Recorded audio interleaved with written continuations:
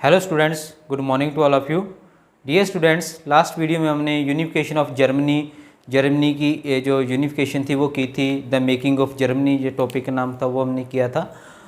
अब हम करेंगे यूनिफिकेशन ऑफ इटली। ठीक है, तो इटली की यूनिफिकेशन करने से पहले हमें कुछ जो है कुछ पर्सनैलिटीज़ के जो नेम्स मैंने यहाँ पे लिखे हुए हैं, गिउसेपी, मैज़ीनी, ठीक है, ये सारे नाम लिखे हुए हैं। तो आपको इन पर्सनैलिटी से रिलेटेड जो क्वेश्चन आ सकते हैं या मेकिंग ऑफ इटली ऐसे ही क्वेश्चन आ सकता है, तो आप उसमें जो है इन सब के जो नाम जो है और ये चीज़ मेंशन कर सकते हो। तो चलिए चैप्टर स्टार्ट करते हैं। तो चैप्टर स्टार्ट से ही क्या करते हैं, आपको एनसीईआरटी बुक में बताया गया है कि जो इटली है वो सेवरल डायनेस्टिक जो टुकड़ों में जो एम्पायर्स में बटी हुई थी। मतलब जो प्रेजेंट हमारी इटली है वो ऐसे नहीं थी, वो अलग अलग राजे महाराजाओं के अंडर आती थी। मतलब जर्मनी का कुछ हिस्सा कुछ राजा के अंडर था, कुछ हिस्सा दूसरे राजा के अंडर था। मतलब छोटे छोटे जो हिस्सों में सेवरल स्टेट्स में बटी हुई थी। ठीक है, तो चैप्टर के स्टार्टिंग में ही आपको जो है एक बताया गया है कि जो नॉर्थ में कौन सा राजा था, साउथ में कौन सा था, बीच सेंटर में कौन सा था, और आपको सर्डिनिया, पिडमोंट के बारे में बताया गया। तो पहले हम इसका ज्योग्राफिकल स्ट्रक्चर देख लेते हैं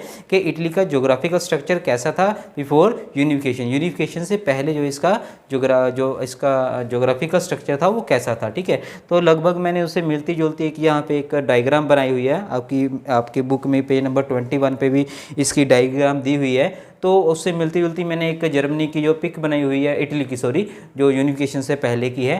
तो आपके देखा पहले लाइन लिखी हुई है, Sardinia Piedmont was ruled by an Italian princely house. जो ये दो चीज़ें थी, ये वाले दो आपके ये दो पार्ट थे। ठीक है, ये अब इटली के पार्ट है, ये सिर्फ ये सर्डिनिया पिडमोंट है, सर्डिनिया पिडमोंट। ठीक है, ये एक ऐसे एक एम्पायर था जो सिर्फ जो है इटालियन प्रिंसली हाउस के द्वारा चला जाता। मतलब इटली के ऊपर जिसका एक्चुअल में जो राज होना चाहिए उनके पास सिर्फ ये दो हिस्से ही थे। ठीक है, उसके बाद आपको बताया गया है कि the north was under the Australian Habsburg. ठीक है, जो नॉर्थ वाला ये पार्ट था, ये वाला जो नॉर्थ वाला पार्ट था, ये किसके अंडर था? Australian Habsburg. ठीक है, ये इनके अंडर था। उसके बाद जो है सेंटर में कौन सी थी? The PayPal state. ठीक है, PayPal state ruled by pope. जो क्रिश्चियंस के गुरु होते हैं ना, जिसको हम पोप बोलते हैं, तो उनके द्वारा ये चीज़ जो है इनको रूल किया जाता है। PayPal state ruled by pope, ये पोप के द्वारा किया जाता था। उसके बाद ये थर्ड है आपका बर्बन किंग स्पेन। अब ये जो साउथ का पार्ट था, ये तो हो गया आपका नॉर्थ का हो गया, ये साउथ का हो गया, और ये था आपका सेंट्रल का। ठीक है, तो ये साउथ का पार्ट था वो बर्बन किंग ऑफ स्पेन के द्वारा, जिसमें जो है किंगडम ऑफ बोथ स्लाइसिस जो है वो राज करती थी इन दोनों में। तो ये स्पेन के जो बर्बन किंग थे उनके द्वारा रूल किया जाता था। ठीक है, तो इट मीन्स क्या है कि जो जिसका एक्चुअल में जो पूरे इटली के ऊपर जो राज होना चाहिए वो उनके पास सिर्फ ये दो हिस्से थे, प्रिंसली सर्डिनिया पिडमोंट। यहाँ पर कौन राज्य रूल कर रहा था?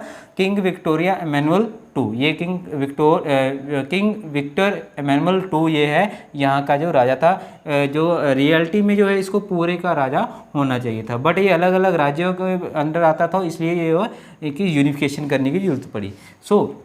चैप्टर स्टार्ट करते हैं। आपका स्टार्ट होता है कि गिउसेपी मैज़ीनी। आपके ये फ्रेंच रेवोल्यूशन में भी नाम सुना था, याद आया? गिउसेपी मैज़ीनी कौन था? गिउसेपी मैज़ीनी कौन था? एक जो है रेवोल्यूशनरी था जिसने सीक्रेट सोसाइटी जो है बनाई थी, जैसे यंग इटली, ठीक है, वो बनाई थी। तो उसका भी काफ़ी जो है कंट्रीब्यूशन रहा है।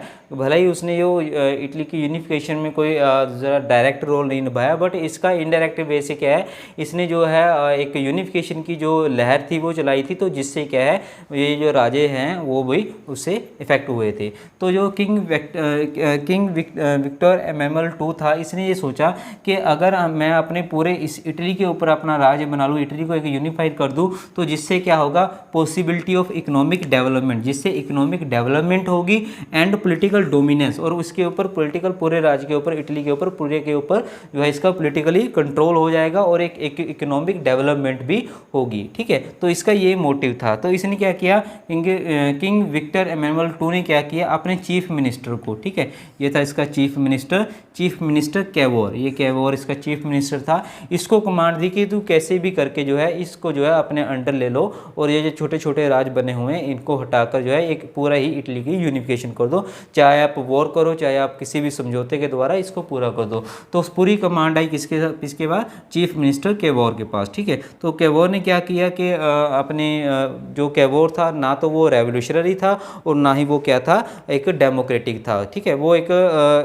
मतलब आज़ाद ख्याल वाला था। तो उसने क्या किया, अपने राजा के कहने पे जो है अपने फ्रांस की हेल्प के साथ, क्योंकि वो फ्रेंच लैंग्वेज बहुत अच्छी तरह से बोलता था, उसके साथ इसके कारण जो है उसके फ्रांस के साथ जो अच्छे संबंध का एक संकेत आता कि फ्रांस के साथ उसके अच्छे संबंध होंगे। तो कैवोर ने क्या किया, डिफीटिंग द अस्टेरियन, ठीक है। तो उसने पहले नॉर्थ के ऊपर जो है आक्रमण किया, ठीक है, नॉर्थ के ऊपर, नॉर्थ में ऑस्ट्रेलियन हैब्सबर्ग जो एम्पायर था।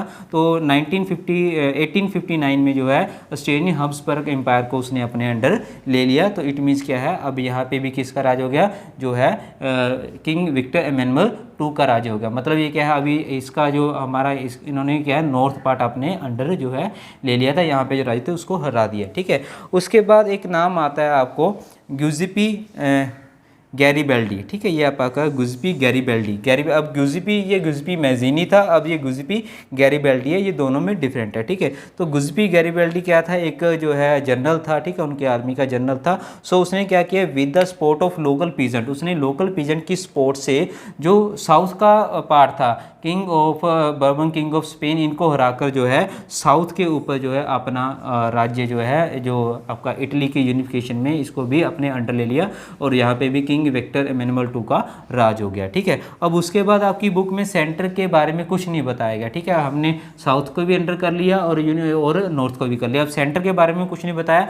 तो नॉर्थ में और साउथ में दोनों तरफ जो है जो राजा थे वो हार गए थे और यहाँ पे जो एमेनुअल II था उसका राज्य आ गया था। अब वो सेंटर वालों ने, जो पोप थे, जो पेपल स्टेट थी, उन्होंने खुद ही सरेंडर कर दिए और ये भी एक तरह से पूरे जो है इनको हरा दिया गया और ये पूरा जो है आपस में मिलके एक जो है एक इटली की यूनिफिकेशन, मतलब पूरी इटली है वो बन गई। So with the support of local peasant की सपोर्ट से गिज़बी गैरीबल्डी ने जो है साउथ को भी अपने अंडर ले लिया और पूरे के पूरे जो है अब जो इटली के पार्ट बने हुए थे, नॉर्थ, साउथ और सेंटर पार्ट बना हुआ था, वो जो है कि विक्टर एमेनुअल II के अंडर तो आ गया था। सो 1861 में Victor Emmanuel II was proclaimed king of united Italy. तो इसको जो है 1861 में जो है यूनाइटेड जर्मनी का किंग जो है घोषित कर दिया जाता है विक्टर एमेनुअल II को, ठीक है। तो ये थी आपकी पूरी स्टोरी जो यूनिफिकेशन ऑफ इटली।